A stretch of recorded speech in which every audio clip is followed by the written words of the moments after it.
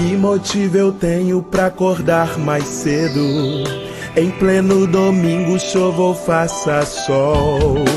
Se não for trabalho ou então diversão, algo que eu faça por obrigação. Eu tenho motivo pra acordar mais cedo. Em pleno domingo, chova ou faça sol. Vou te encontrar na escola dominical, que faz o domingo ser especial. Escola dominical, feita pra mim, pra você. Espaço pra crescer e a Bíblia conhecer, sempre junto com você. Escola dominical, feita pra mim, pra você. Espaço pra crescer e a Bíblia conhecer, sempre junto com você. Que motivo eu tenho pra acordar mais cedo? Em pleno domingo, chova ou faça sol. Se não for trabalho ou então diversão, algo que eu faça por obrigação. Eu tenho motivo pra acordar mais cedo. Em pleno domingo, chova ou faça sol.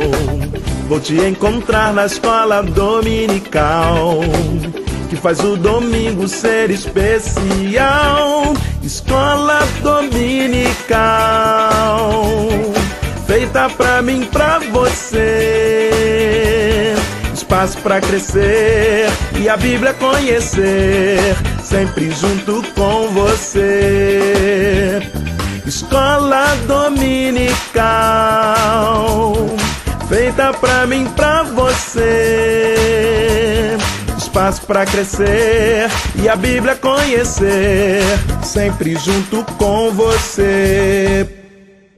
Escola dominical,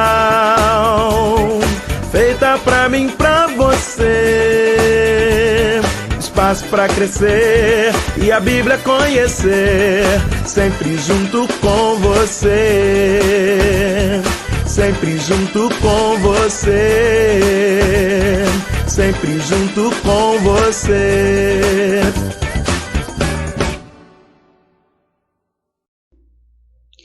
Graça e paz a todos que nos acompanham aqui no canal Palavra Viva e Fiel. Falaremos agora da nossa quarta lição deste quarto trimestre do ano de 2022. Marcos capítulo 5, a autoridade do servo. Textuário está em Marcos capítulo 5, versículo 34. E ele lhe disse: Filha, a tua fé te salvou, vai-te em paz e fica livre do teu mal. A nossa verdade prática nos fala que Jesus triunfa frente a qualquer inimigo. Mesmo a morte não tem poder para detê-lo. A leitura bíblica para estudo está no capítulo 5 de Marcos, capítulo 5, versículos 21 a 43. A introdução do nosso comentário destaca que no capítulo anterior, Marcos 4, Jesus já havia demonstrado sua autoridade sobre a natureza no episódio de fazer cessar a tempestade sobre o mar da Galileia. Agora, na sequência, Marcos aprofunda o assunto, registrando a eficácia do poder de Jesus sobre os demônios, sobre as doenças e sobre a própria morte. O primeiro tópico nos fala da autoridade sobre os demônios. Marcos capítulo 5 relata o episódio do endemoniado gadareno.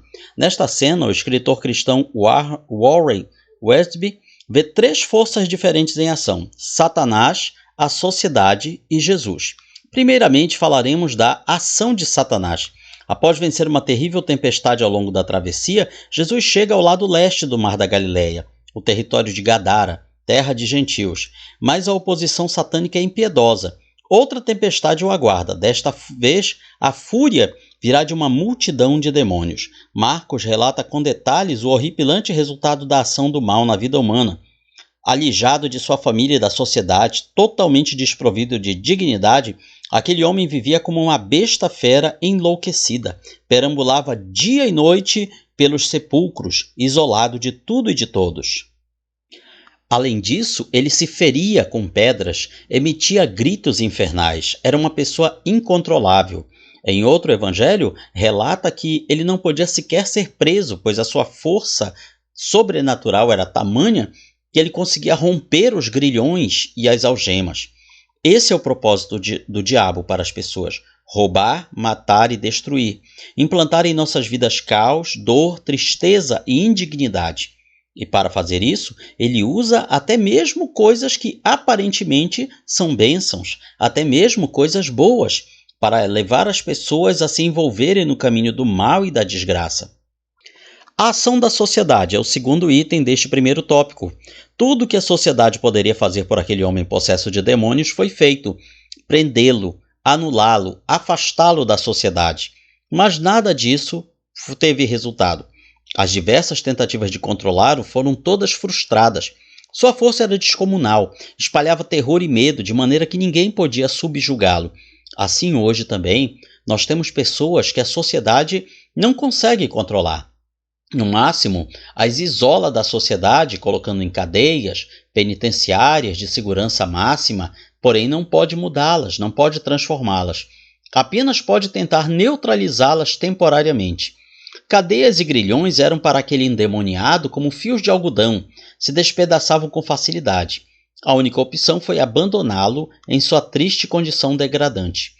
Aprendemos aqui que a força humana não tem poder para libertar as almas aprisionadas por Satanás.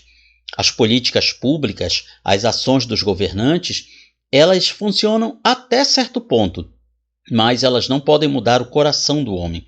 Qualquer esforço, ainda que movido pela melhor das intenções, tocará apenas o superficial, mas não resolverá o problema central do ser humano.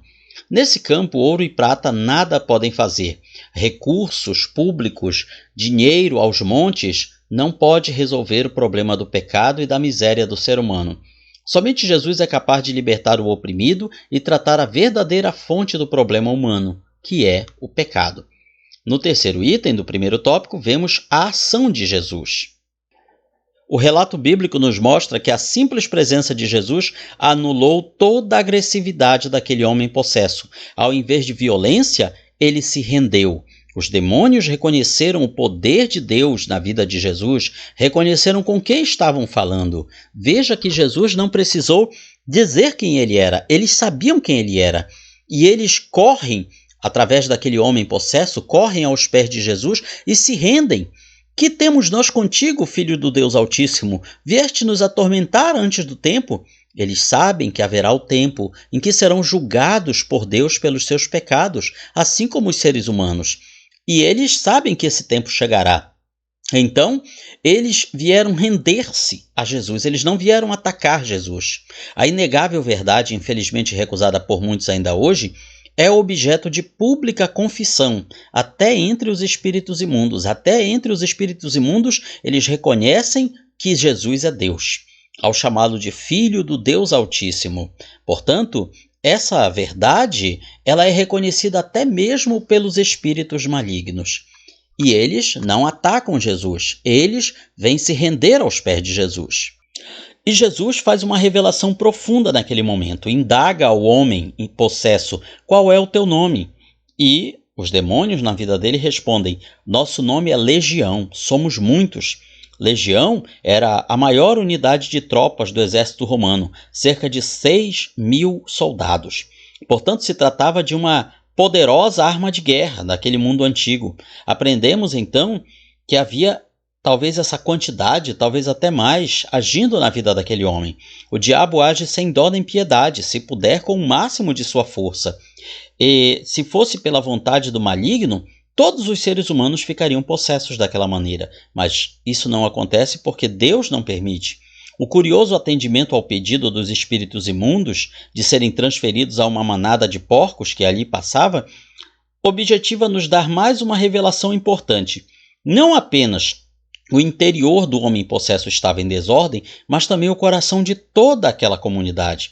Afinal, mesmo diante da libertação miraculosa daquele possesso, então visto em perfeito estado, perfeito juízo, sentado aos pés de Jesus, a população não foi agradecer a Jesus, não foi reconhecer a Jesus o seu poder divino, mas eles prestaram mais atenção ao prejuízo econômico da perda daqueles animais. e por isso pediram a Jesus que fosse embora da região deles, diante do prejuízo que eles haviam tido com a perda dos animais possessos por espíritos malignos. O que aprendemos com isso? Que a inversão de valores também é sinal de desordem espiritual. Para eles, era mais importante os porcos do que o ser humano. Assim também hoje, as pessoas estão valorizando mais os animais do que os seres humanos. Que tristeza! Apesar da forte resistência maligna, Jesus não mediu esforços para chegar até aquela terra, quebrar o poder do inimigo e ali implantar um missionário. Apenas aquele homem foi liberto, foi salvo naquela região. Mas a Bíblia nos relata que aquele homem liberto foi por toda aquela região anunciando o poder de Deus. Aquele homem era conhecido naquela região como um possesso, como um endemoniado. E aqueles que o viam agora liberto ficavam curiosos. O que aconteceu com este homem? O que aconteceu na vida dele para que ele estivesse agora perfeito estado? E ele respondia a todos: foi Jesus que me libertou, foi Jesus, o Filho de Deus, ele é o Filho de Deus, ele é o libertador. E dessa forma, o nome de Jesus foi ficando mais conhecido. No segundo tópico da lição, vemos a autoridade de Jesus sobre as doenças, no episódio da mulher que tinha um fluxo de sangue, uma hemorragia. Jesus é procurado por uma pessoa que estava no último nível da sociedade da época. Ela era uma mulher, ou seja, culturalmente desvalorizada. Ela era doente, fisicamente, portanto, ela era debilitada. Era uma pessoa falida, economicamente arrasada, frustrada por 12 anos de doença, ou seja, emocionalmente frágil. Além disso, ela era considerada impura pela sua doença. Era espiritualmente desfavorecida e, portanto, rejeitada, abandonada. Foram 12 anos de uma terrível hemorragia, cujo tratamento arruinou suas finanças e destruiu sua autoestima, agravando ainda mais sua situação. A doença, ela pode arrasar com o psicológico de qualquer pessoa, até as mais fortes, até os servos de Deus mais fiéis. A problemática com o sangue também lhe fazia ser considerada impura pelas leis da época, como vemos em Levítico capítulo 15, versículos 25 a 27. Portanto, ela era considerada impura, era alguém de quem as pessoas se afastavam, não era uma pessoa com quem se podia conviver pela sua condição de doença.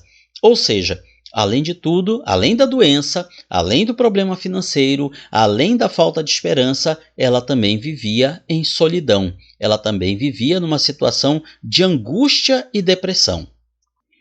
Apesar de tudo isso, essa mulher tinha uma grande fé. Ela dizia consigo mesma: se eu tocar apenas nas suas roupas, nas roupas de Jesus, na orla das suas vestes, como dizem outros dos evangelhos, na beirinha da sua túnica, ficarei curada. Apesar de tudo, ela tinha algo especial, a sua fé em Jesus. Talvez ela tivesse ouvido falar de Jesus e isso a moveu a crer. Veja que um milagre como esse ainda não tinha acontecido. Ela tinha fé em algo inédito. Se outra pessoa antes dela, com o mesmo problema, tivesse sido curada, isso justificaria a sua crença, a sua fé. Mas isso não tinha acontecido ainda. Ninguém tinha tocado apenas nas roupas de Jesus, na beira das suas roupas e sido curado. Portanto, ela tinha fé em algo inédito. Para conquistar a bênção, ela deveria enfrentar um enorme desafio. Primeiro, romper a enorme multidão. Fisicamente, ela estava debilitada. Espiritualmente, ela estava impura. Como vencer esse desafio? Veja, portanto, que não era uma tarefa tão simples. Ela tinha que conquistar a atenção de Jesus, que estava compromissado com a cura da filha de um homem influente naquela região. Jesus estava indo com seus discípulos até a casa de Jairo, líder da sinagoga local, e a sua filha que estava doente. Jesus estava indo lá para curá-la, e a mulher tinha que enfrentar toda esta multidão, todo este desafio para chegar perto de Jesus. Portanto, era uma missão difícil, quase impossível. Quando olhamos para a dificuldade da sua execução, implicava enorme esforço físico, apesar da debilidade decorrente da hemorragia, precisava de disposição psicológica elogiável e uma coragem diferenciada, pois além de tocar no próprio Jesus, inevitavelmente também tocaria nas pessoas da multidão. E a solução, simples e audaciosa. Num último e desesperado esforço físico-emocional, a ideia era assumir todos os riscos, invadir a multidão, ganhar espaço pouco a pouco e, por trás, discretamente, tocar apenas nas vestes de Jesus. Contrariando todas as expectativas, aquela mulher anônima, a mulher do fluxo de sangue, conseguiu tocar na beira das vestes de Jesus. E a Bíblia nos fala que no mesmo instante, logo, rapidamente, se lhe estancou a hemorragia. Não foi no dia seguinte, não foi na semana seguinte, foi no mesmo instante. Ela sentiu no seu corpo estar curada do seu mal, do seu flagelo. Veja aqui o nítido contraste entre o poder de cura dos médicos, que existe. A medicina ela tem um poder de cura limitado. Médicos que se debruçaram atentamente sobre o seu caso, mas nenhum deles conseguiu, e isso durante muitos anos. Quanto isso é diferente do poder de Jesus, que é involuntariamente acionado. Veja que o poder de Deus se manifesta através de Jesus de forma não intencional, atraído pela fé daquela mulher. Expectativas religiosas de então também caem por terra. Ao invés do toque da mulher transmitir impureza a Jesus, aconteceu justamente o contrário. O poder curador de Jesus foi transmitido para ela, e de tal forma que ela foi curada da sua impureza. E Jesus pergunta no versículo 30, quem me tocou nas vestes?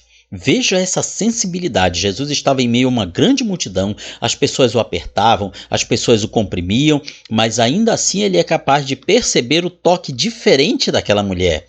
Não era um toque qualquer, não era um esbarrão, não era um empurrão, era um toque que vinha de um espírito quebrantado, de um coração contrito, era um toque que liberava poder.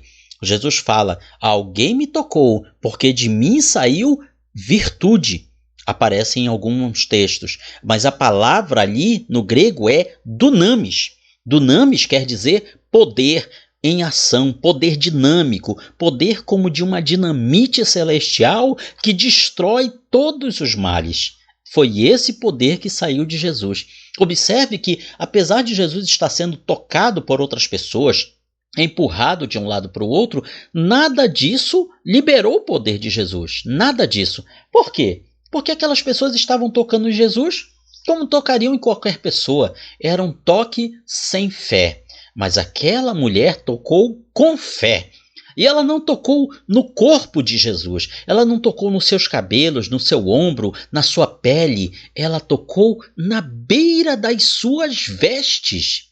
Quanta fé essa mulher tinha para liberar o poder de Jesus a esse nível para ter uma cura instantânea.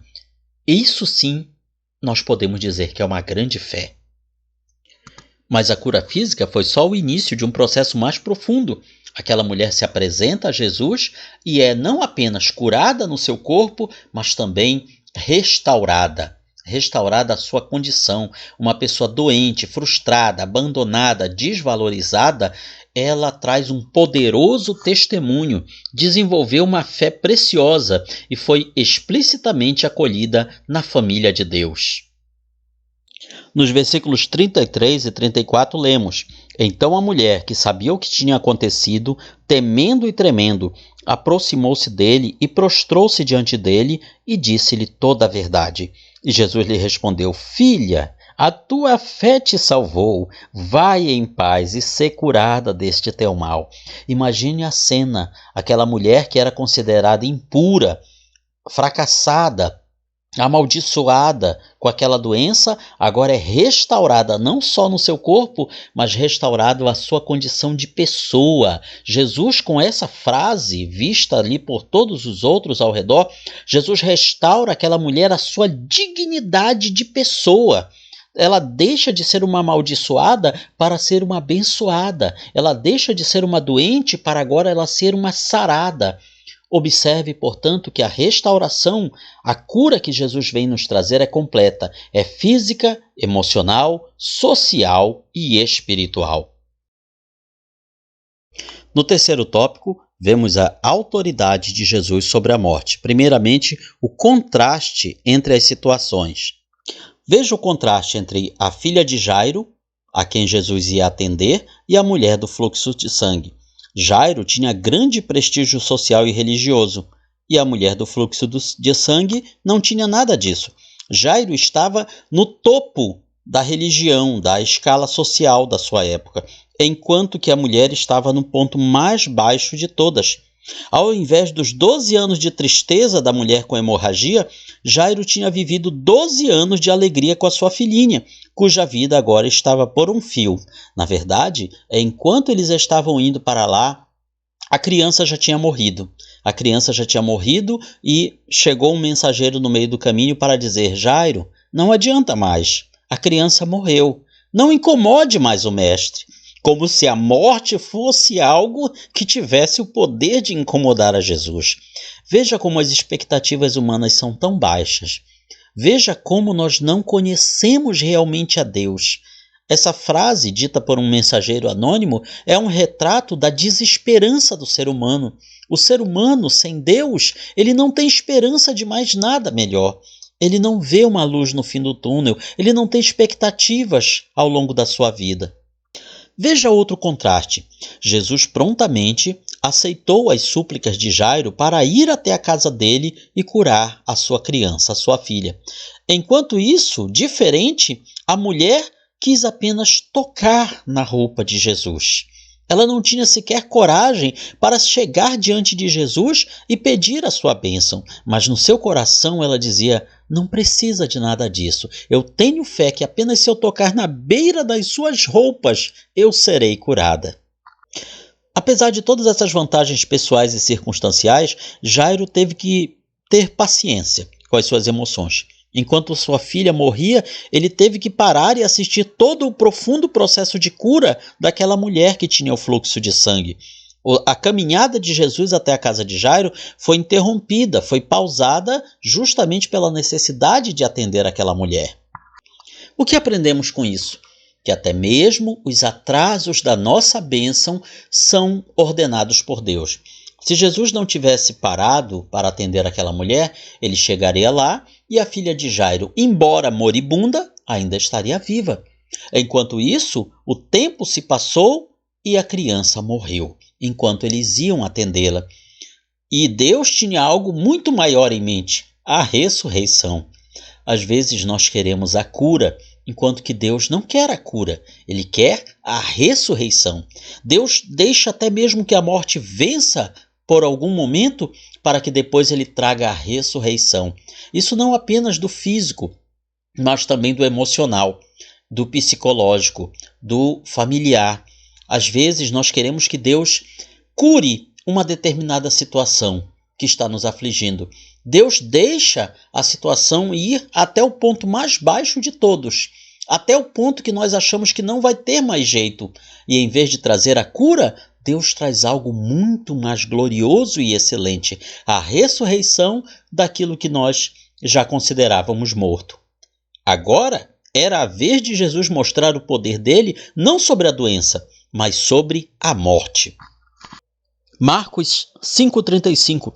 Estando Jesus ainda falando com a mulher do fluxo de sangue, chegaram alguns e disseram: Jairo, a tua filha está morta. Para que incomodas mais o mestre? Tipo dizendo: não adianta mais, a criança morreu, não tem mais jeito para isso. Vejam que, ao que tudo indica, Jesus ainda não tinha ressuscitado ninguém. Eles ainda não tinham a ideia do poder de Deus sobre a morte. Portanto, Jairo agora ia passar por um teste, com um doloroso conjunto de contrastes. A alegria pela cura da mulher com hemorragia veio logo em seguida o baque da tristeza pela notícia da morte da sua filha. Sim, pois certamente ao ver aquela cura milagrosa, o coração de Jairo talvez tenha se alegrado mais ainda. Vejam como o poder de Jesus é grande. Curou aquela mulher apenas ela tocando nas suas roupas. Com certeza ele conseguirá curar a minha filha. Eu pensaria isso, talvez você também. Talvez tenha sido isso que passou pelo coração de Jairo, mas logo em seguida vem o baque na sua fé. A criança morreu, não adianta mais, não tem mais jeito, porque para eles a morte era o fim de tudo. Afinal, quando ainda se está doente, há a esperança de cura, mas depois que morre, não tem mais esperança de cura. Essa foi a tristeza de Jairo. Jesus, tendo ouvido estas palavras, disse a Jairo, ao principal da sinagoga: não temas, crê somente. Não tenha medo, tenha fé. Continuar crendo é muito difícil, principalmente quando olhamos em volta e tudo diz que não tem mais jeito, que as circunstâncias não são favoráveis para nós. É muito fácil ter fé quando as circunstâncias se mostram pelo menos um pouco favoráveis. Mas e quando tudo indica que não vai ter jeito, que não vai ter mais solução? O que fazer? Continuar crendo, não ter medo, ter fé. Jesus foi negligente? Sua autoridade tinha encontrado limites? Quem sabe alguém pensasse isso. Jesus não perde tempo. Jesus olha nos olhos de Jairo e declara com firmeza: não temas, crê somente. Eu estou no controle de tudo, Jairo. Permaneça firme na sua fé. Confie em mim. Não é fácil, mas é isso que Deus nos chama: viver pela fé. Continue crendo mesmo quando ninguém mais crê. Retoma-se a marcha rumo à casa de Jairo. Porém, quanto mais próximo do destino, mais evidente fica que a filha de Jairo estava mesmo morta. Chegam ao local e tudo já estava preparando para o velório. O desespero, o pranto, aquela criança que certamente era a alegria daquela casa. Aquela jovem de 12 anos que agora é tirada brutalmente, ceifada a sua vida. O desespero e o pranto eram visíveis, mas de novo Jesus contraria tudo e todos. E Jesus pergunta: por que vos alvoroçais e chorais? A menina não está morta, ela dorme. E riam de Jesus. As pessoas debocham de Jesus. Para eles, a morte era o fim de tudo, mas para Jesus, a morte é apenas um sono temporário. Um sono temporário do qual o corpo está presente, mas a alma e o espírito estão muito bem vivos para Deus. E Jesus, como Deus, ele pode chamar à vida aqueles que já dormem. No terceiro item, nós vemos a ação de Jesus. Jesus ignora aquele deboche, aquele riso. Jesus não contraria aquelas pessoas. Jesus simplesmente afasta. Tendo feito sair os que riam, tomou consigo o pai e a mãe da menina, e os que com ele estavam, ou seja, seus discípulos, e entrou onde a menina estava deitada, e tomando a mão da menina, disse: Talitá cumi, que significa: menina, a ti te digo, levanta-te.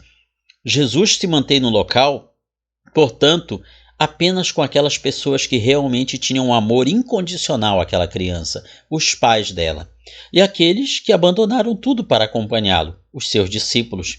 O servo enfim entra no cômodo onde estava a menina e o embate atinge o ápice. Vida e morte estão frente a frente. Esperava-se talvez um estrondoso embate cósmico, gritos, relâmpago, terra tremendo. Nada disso. Para vencer o último inimigo, Jesus fala apenas 2 palavras. Essa é a verdadeira unção e o verdadeiro poder que Deus quer se manifestar nas nossas vidas. A verdadeira unção não se manifesta através de gritos, através de ações estrondosas, mas da maneira mais simples possível. Jesus se vale da força do seu eterno amor e soberano poder. E veja que o resultado ocorre imediatamente. Logo a menina se levantou e andava, pois já tinha 12 anos, e assombraram-se com grande espanto. Podemos imaginar o espanto das pessoas que tinham visto aquela menina morta e agora estavam não apenas vendo viva, mas ela estava andando, ela estava bem, ela não estava mais deitada numa cama, e assombraram-se grandemente. E mandou-lhes expressamente que ninguém o soubessem, e disse-lhe que dessem de comer. O que Jesus quis dizer com isso? Não vão fazer um sensacionalismo, não vão fazer um escândalo em cima disso. Cuidem da criança, deem a ela de comer. O que mostra é a simplicidade e a humildade de Jesus.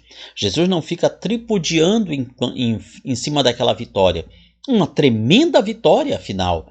Ele tinha ressuscitado uma pessoa que tinha acabado de morrer e que antes de morrer ainda estava muito doente. E agora ela não apenas ressuscita, mas está bem, está com saúde. Vejam o triunfo da fé em Jesus e a consequente subjugação do diabo, das doenças e até mesmo da morte. A nossa aplicação pessoal, onde encerramos a lição, nos fala que devemos ser corajosos e abundantes na obra do Senhor. A plena autoridade de Jesus nos céus e na terra é garantia de vitória para todo aquele que nele confia. Ainda hoje, o diabo, o mundo, a carne, a morte lutam contra os filhos de Deus. Mas, se confiarmos em Jesus, se tivermos fé nele, nós seremos vitoriosos. Esse é um resumo da nossa lição e na sua escola bíblica dominical você vai aprender muito mais. Comente, curta, compartilhe este vídeo, lance a boa semente aos corações dos seus amigos e conhecidos. Deus o abençoe.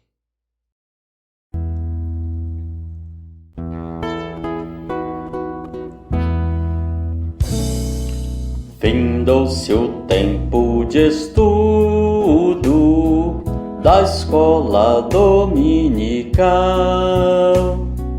Boa lição aprendemos do nosso Pai Celestial. Despede-nos, Jesus Cristo, em tua paz e amor, e nos concede para sempre o teu celeste favor. Aos visitantes e amigos agradecemos também. Que a paz de Deus reine em todos e até domingo que vem. E até domingo que vem. E até domingo que vem.